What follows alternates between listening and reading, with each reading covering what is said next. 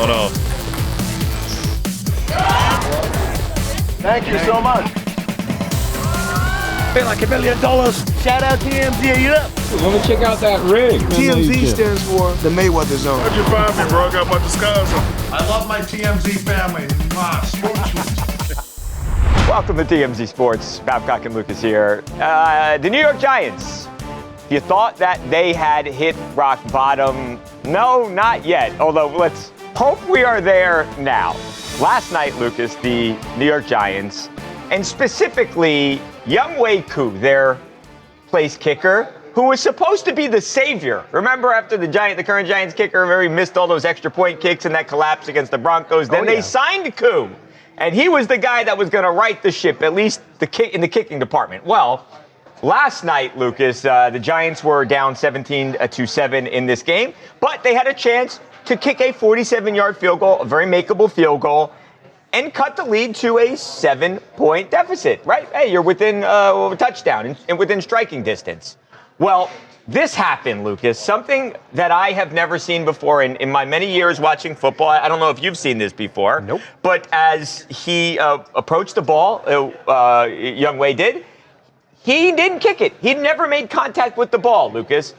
He plants his kicking foot into the turf, and the poor holder was then stuck, and he tried to make something happen, but there was obviously nothing that could be done at that point. So I think I've seen a lot of theories from, there was something wrong with the snap, to he just missed the ball and he kicked the ground.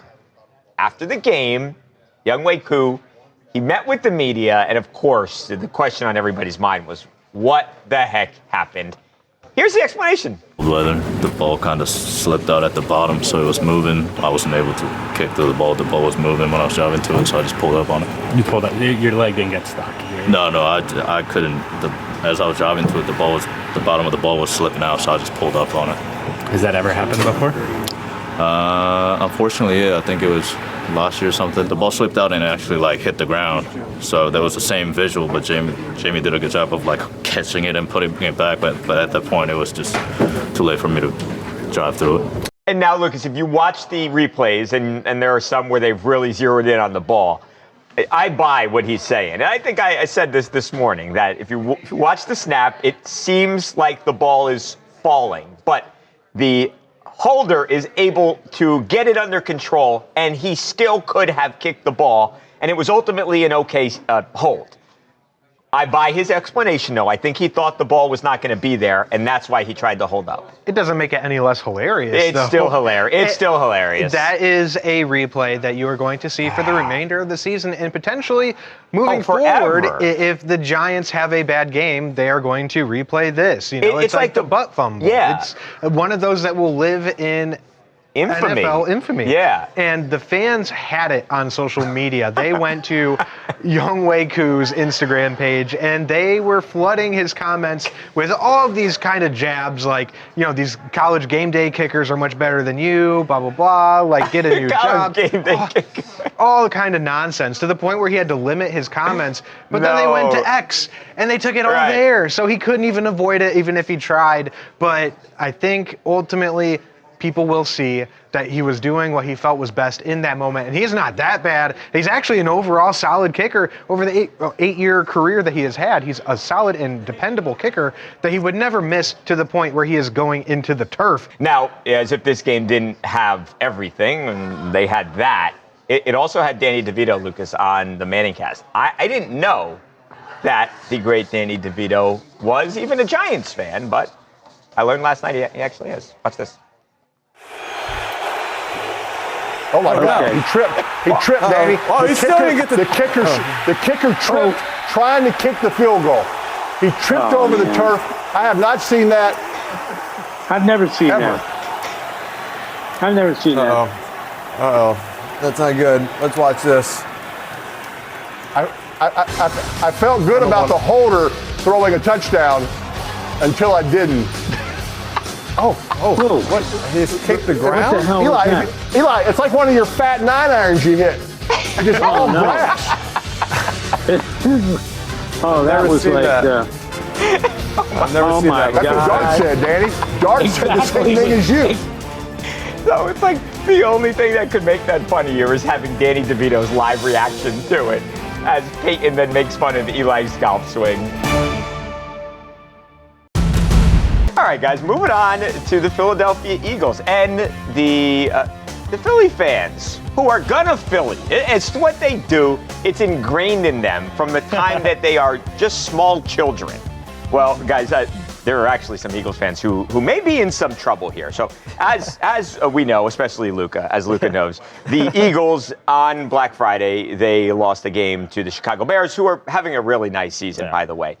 But Luca, a lot of fans not happy with Kevin Patullo, the offensive coordinator, not happy with the way the offense has looked, and he has really been catching a lot of heat because of that. Well, I think we can probably all agree that some Eagles fans took things a little bit too far, Lucas. There was some video that has been posted on social media that shows Kevin's home. That is Coach Patullo's house there in New Jersey. He was right across the river there from Philly. And they were pelting the house with eggs. Not some harmless prank, though, because there are actually police who are now involved. Absolutely, they are. And the Morristown Police Department released a statement on this saying, look, we are investigating this. This is a vandalism act that we are seeing on these videos that people decided to post on social media. Now, yes, the faces are not visible in the video, but it's enough to get started. And police, people have to understand they will do their jobs with this, and they will look at surveillance footage. They know about the time that this happened, and they know that eggs were involved. Right. And it wasn't rocks, it wasn't other objects or whatever. Right. And we all I guess know that's in the the past good part, with celebrities getting in trouble like this, like Justin Bieber in the past. Remember about 10 years ago. Yeah. This is not some silly little prank. There are going to be consequences for this. If people think they're going to get away with it, they're not. So these people could be in serious trouble here. Yeah. All right. So that I feel bad because, Luca, you're in the position to have to, I don't know, defend your Philly brethren here. Look, obviously there have been things in the past with the snowballs and Santa and things like that. So the Phillies fans have a reputation. Yeah. I mean, what do we say? What do we think? So I will preface it by saying that I don't think that this is okay ever. Okay. I think that, obviously, yes, Philadelphia fans probably, aside from like the Bills, they're probably one of the most passionate fan bases in the entire NFL, right? Agreed. Like I've seen them burn crucifixes of Michael Irvin in a parking lot before. It's a crazy fan base. But this, going to the home of like a coach and everything I think that's going too far. Yeah, I understand that, our stats are down from last year. We're nearly down in every major statistical category for whether it concerns to our offense, from Kellen Moore to Kevin Patullo.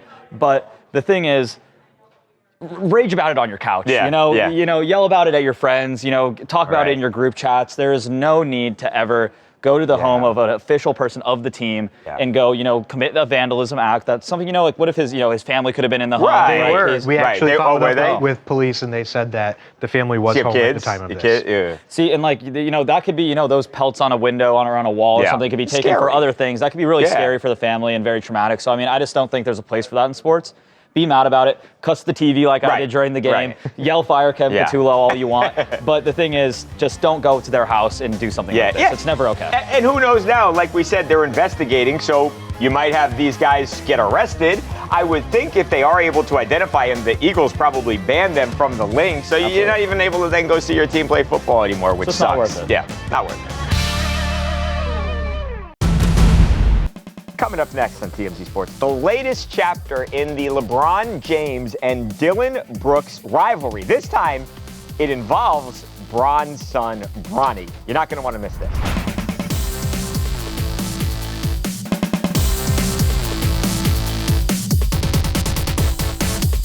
Welcome back to TMZ Sports. Babcock, Dillon, and Lucas.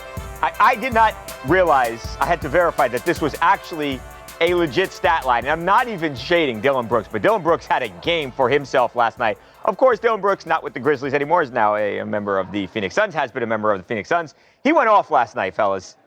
Listen, 33 points for Dillon Brooks on 15 of 26 shooting. Yeah, it is a lot of shots, Dillon, but it's an efficient game, right? It shoots better than 50%. And again, the Suns beat the Lakers 125 to 108. Last night, Dillon Brooks not just scoring a lot of points, but he was clearly feeling himself too. So not only does he sort of do LeBron, oh, there it was, look at that. The little LeBron shrug, right? After he scores a bucket, as basketball fans will know, Dillon Brooks and LeBron James have a really intense rivalry. That was a win. I would say, okay, cool. That was a positive Dillon moment. There was another moment a little bit later in the game, guys, where it was garbage time. I think the Suns were clearly already going to win this game. Bronny James, LeBron James' son, was in the game, and Dillon tried to back him down.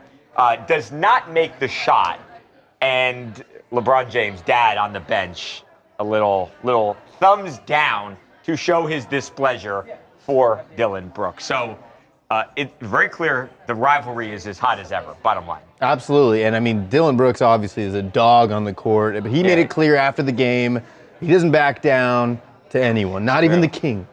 I'm a competitor, man. I don't really like the smiling and the giggling and all that. So just letting them know that, you know, I'm here and I'm still rising. Was it so he took offense to you talking to him, or because he hung around? Always. He likes people that know to bow down. I don't bow down, so that either entices him or it aggravates him, either or. When Dillon Brooks retires, I think 2 months later, people aren't going to remember him. LeBron James is an immortal player, right? Is that harsh? Well, here's what I'll say, is that Dillon Brooks is obviously one of the biggest villains in the NBA. Up there with Draymond Green. Everyone loves to boo Dillon Brooks. I was on the Dillon Brooks hate train as well, but he's a Phoenix Sun now, and he's a dog now. That's right. And I love it now. And I love this energy. And he's not about smiling, he's not about hugging. He's about winning. He's put up 33 points. He's allowed to talk this stuff. No, it's with that game, you really are. And I didn't even mean that as shade. I meant that as a positive thing. I respect that he does not give a single crap that LeBron James is maybe the best basketball player ever. I like that he plays like that. So you need to play him. But you're absolutely right, though, Babcock. This is how he stays relevant. He latches onto someone who is one of the greatest to ever pick up a basketball. Dillon Brooks, I am sorry, you cannot sniff LeBron James's compression shorts. Career average of 14 points a game, 3 rebounds and 2 assists. You are coming after the greatest scorer in NBA history. Except for last night, though. Well, last night they put him in to get his 10-point streak. That 30-point game that you had, that is a career night for you. That is a Monday for LeBron James. And no, just not for LeBron. Just 10 points. Just 10 points. Yesterday's Monday, because 3 of 10. 10 points. I cannot believe that you think a 10-point performance from LeBron James means he's washed now. He is in his 23rd season. How many rings does Dillon Brooks have? Let's talk about that. Oh my God, what is his legacy going to be? He's going to be a bum who had to latch onto someone to actually have some sort of relevance in his career. Congratulations, you got the attention you looked for. Handcuffs. Coming up next on TMZ Sports. This is the moment you do not want to miss. Our very own Lucas Widman doing a shoey with a disgusting, sweaty old sneaker. This is actually the video you don't want to miss. That's next.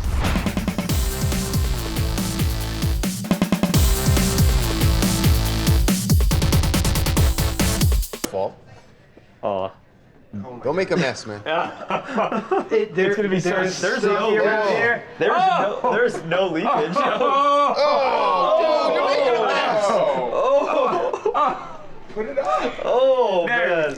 Bad boy, Lucas. No, you're doing good. Good job, you gotta sing. Tell me how my foot tastes. Yeah. Oh, good job.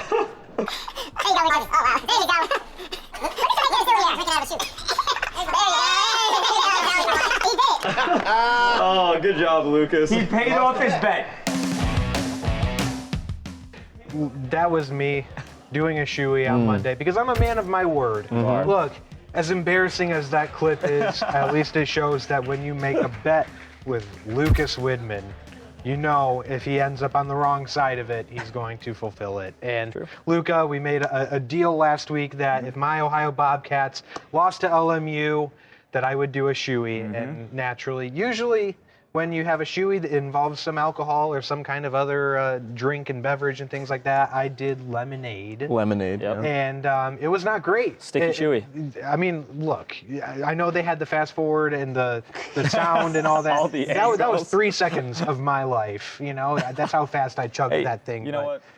Deal complete, man. Shout out Luca. Shout out Lucas. Is this a bet you'd make again? I mean, is that now a worthy? I mean, we have the shoey shoe right there. I am moving on from the shoey. Okay. We'll do something else embarrassing, but yeah, chugging liquid is no longer my I would say, thing. dude, this was shades of UFC superstar Taito Ivasa back in 2021. A pretty big shoey. Oh, yeah. He did, right, I think that he was in Australia after a big knockout, dude. Similar vibes. I mean, you weren't sitting atop a cage. Similar It was atmosphere. dripping. Yeah, He spilled That's too. true. It's I think impossible it's not to part spill. of it. I think it's a part of Yeah, it. you gotta get a little on the shirt, you know. I don't think anyone's done a asked- clean shoey. Oh, look at I asked if I had, and look, I should have done high tops or something that went up a little bit more instead a little of bit more these- like a funnel, you know. Yeah, I'm noticing a shirtless Instead of vibe these here bootleg too. I don't know bands. if that.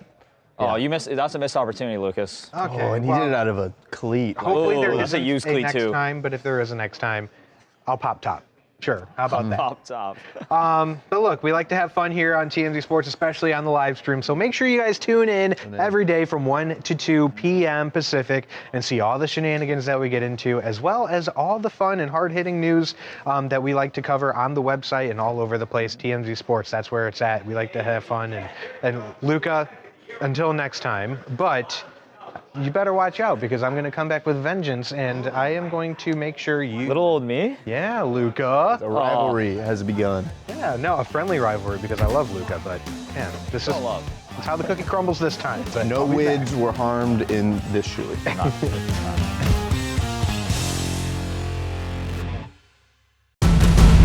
Coming up next on TMZ Sports, turns out that Tom Brady might not be the best athlete in his own family because his niece Maya goes #1 in a professional softball draft. We'll explain next. We are going to count down the 10 most outrageous stories of the year. I'm not incapacitated. Over 10 million page views. Amazing. This wedding costs between $20 and $50 million. Crazy. The biggest case since O.J. Simpson. Don't you say that. I know the 2 words you're going to say. Baby oil. TMZ's most outrageous moments of 2025. Stream on Hulu now. It's outrageous.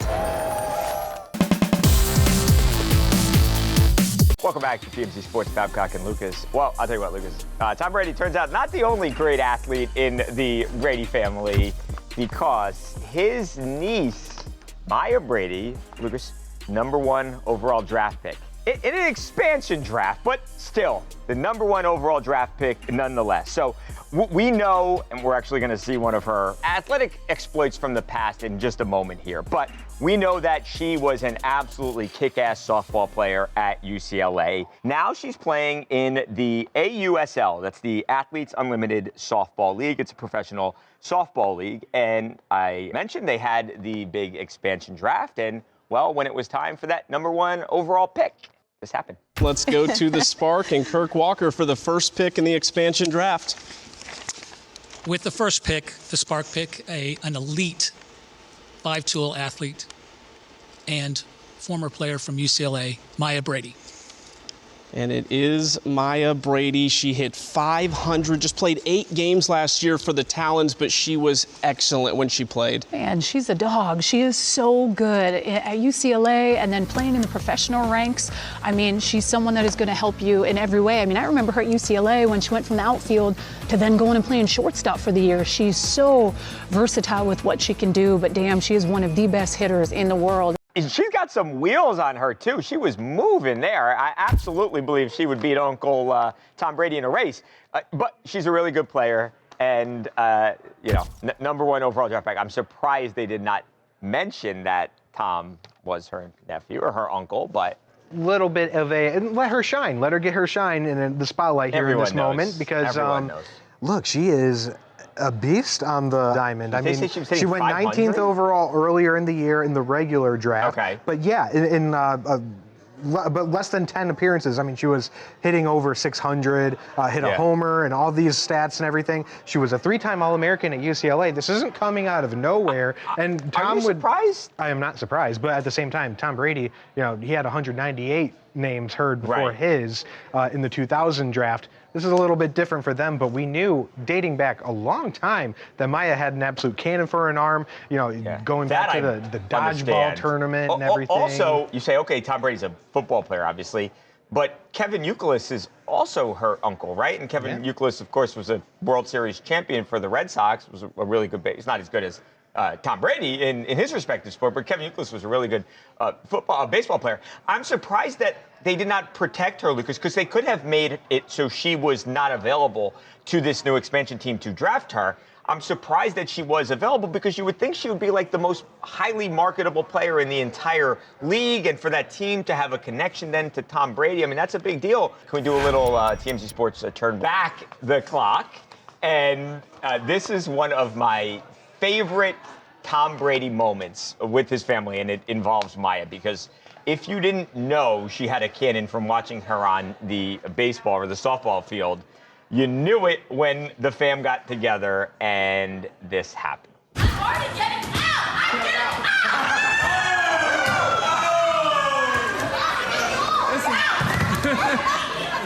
She was winging this thing. We have video of actually Tom Brady throwing the ball, and I am convinced that she, at least on that day, had a stronger arm than Tom Brady. When you said Tom Brady videos, I thought it was going to be him in the backyard with his. No, that's what I mean. We have a lot of really good Tom Brady clips. We've got the one with his son in the backyard, full pads when he's juking his son out of his socks.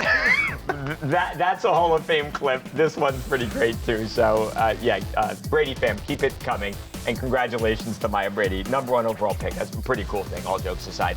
We got to go. We have got a big show tomorrow. Come hang out. We'll see you there. I'm a lawyer.